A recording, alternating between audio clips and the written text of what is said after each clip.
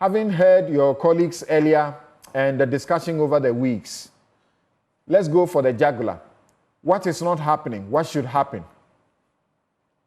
Yeah, Samson, good morning. And I'm glad you said we've been at this discussion for several years, and it's good to see at least other new voices also trying to re-echo some of the points that we've been making for a while now.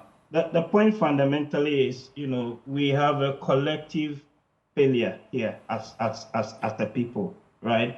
And let me actually give some context to all of this conversation here. So if you actually look at some of the data and the statistics, about 40% of Ghana's total gold output comes from these small-scale mines, right? And when you look at the small-scale mines themselves, around about 70%, so basically 7 in 10 of them are not licensed. So probably only about, a third are licensed, and even those that are licensed, we don't know whether they're doing things like properly, because some of them would get a license and still do the tampons and all the other things that we're talking about in terms of destroying, the water bodies. And then when you look at the data on the gold exports, so forget about the Ghana export data, but look at data from places like UAE, Dubai, and those other places.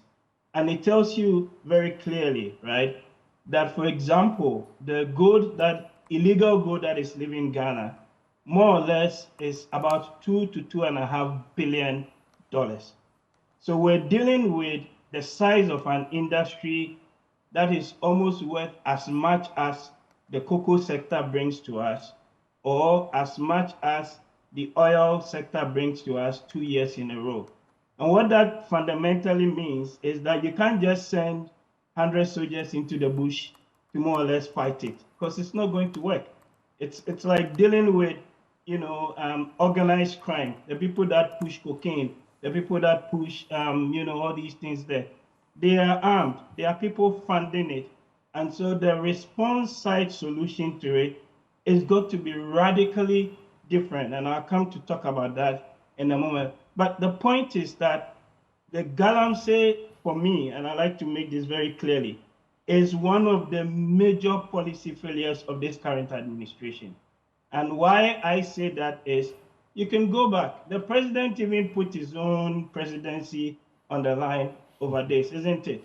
There's a Twitter post you can check on the president's own page, 6:29 p.m., July 11, 2017.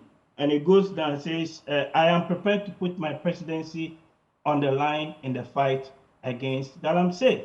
And we saw some successes in the early days of the administration.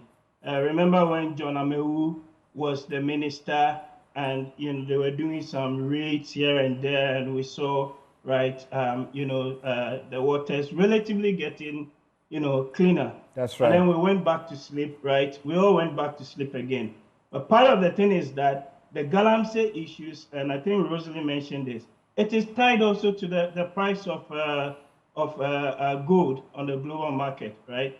You can do a search of the time Galamsey issues come up versus the gold price, and you see a strong correlation, right? Where, for example, this year alone, because gold prices on the global market is actually up 30% as compared to last year, everybody wants to get into a piece of the action. And even the production data coming from the small-scale mining sector in Ghana, there's a report on Reuters this morning that says that small-scale mines could produce 1.2 million ounces of gold in the first 7 years of this year alone, first 7 months of this year alone. And this is more than all of 2023 production combined, because the gold price is up. And, right? and that should also remind you, Doc, sorry for this intervention. The year when we put a moratorium on small-scale mining, and we said no small-scale mining until further notice. The period when there was that moratorium is the period we saw the highest export of gold by small-scale mining. That tells a story. Absolutely, it does. And there's both the illegal and legal aspects of those export statistics. But fundamentally, we're dealing with a major poly crisis. The other experts on here have talked about the health dimension, the environmental dimension. There's even a national security dimension. So look at what happened in places like the Niger Delta and people, right, eventually arming themselves. You go to some of these mine sites, don't you see people holding Kalashnikovs and other relatively heavy weaponry? And to the point that if some of these locals suddenly fail, that they have no other alternative, because you tell them to go and farm cocoa or do palm, and they'll tell you it's too complicated, too long. They can't wait 5 years for the cocoa to grow before you start, harvesting them. It's actually breeding a crisis on our hands. And for me, the health and the other things people have talked about, but we've got a major national security issue on our hands that we're dealing with.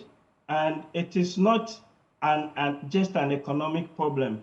We're dealing with a national security problem. And you know the movie Blood Diamonds, Yep. right? One of the famous movies. You watch that movie, you look at the analogy and the things that happen, and you fundamentally have to take a radically different approach to what we've been doing currently in terms of addressing it. So my solutions are actually twofold, right? You have the supply side response and then the demand side response. So in terms of the supply side response, and others have talked about this, the formalization issues that have to be addressed, we've done bits of it. And in fact, there is nothing new under the sun. There's actually a document that the World Bank and others funded for Ghana, and it's in the public domain. The title of the document is the Multilateral Mining Integrated Project, MMIP, Project Appraisal and Implementation Document for, and it is dated June 2017. In that document, you have all the solutions, at least from the supply side, that we need to do to try and address the issue of Galamsey. So let me pick a few just to highlight the point. But what I'm trying to say is that there is nothing new under the sun. Right. Perhaps where we need to push a little bit more on, and which I'll talk about in my concluding remark, is also on the demand side. Right. Because if there's no buyers for the gold, and then these people would not be mining it. Right? If you can list the solutions suggested that you're about to, just list them and conclude for us. Okay. So on the supply side, first thing that we need to do for me is the immediate temporary ban on the issuance of licenses. It is not the same as declaring a state of emergency, because I don't think that will happen for other political reasons. But at least for the next 2 years or 1.5 years, let's just put a ban, right? All right. On it giving out any new license. Let's leverage technology to enforce some of the regulatory work that we're doing, including the drones and things that are happening. Thank you. People have talked about land reclamation, but importantly, let me quickly just highlight this point on the demand side, which is really, really, really, really important, right? So when you're buying diamonds anywhere in this world, you need a certificate, right, for that. And the reason why was because we wanted to prevent the issue of conflict diamonds getting into the supply chain. So you had the whole Kimberley supply chain process and things, right, around that. And you have had other companies, Amnesty International and others, even suing these big multinationals in the past for using conflict cobalt and other minerals in their supply chain processes.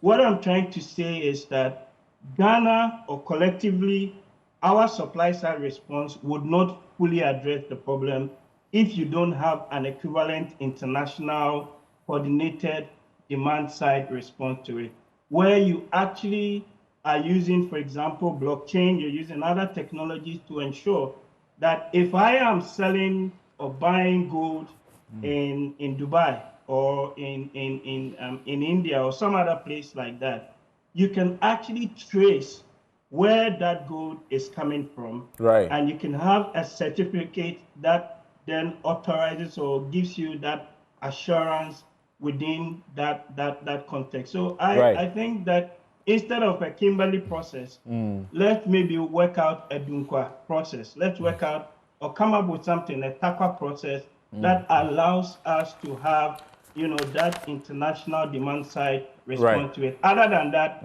all the supply things we're talking is just going to be a trickle in the ocean. Thank you very much. And as you take leave of us, in 30 seconds, tell us where you stand. The first demand, the preeminent demand by almost all the 50 organizations that have issued statements coming together under organized labor also, and even the Accra Diocese of the Catholic Church, is declaration of a state of emergency, moratorium, which you have just spoken about, moratorium on issuance of licenses on small-scale mining. Should there be a declaration of state of emergency? 30 seconds. Do you support it? No, I don't support that. A moratorium, yes, but state of emergency with 8 weeks to go to an election, it just doesn't wash.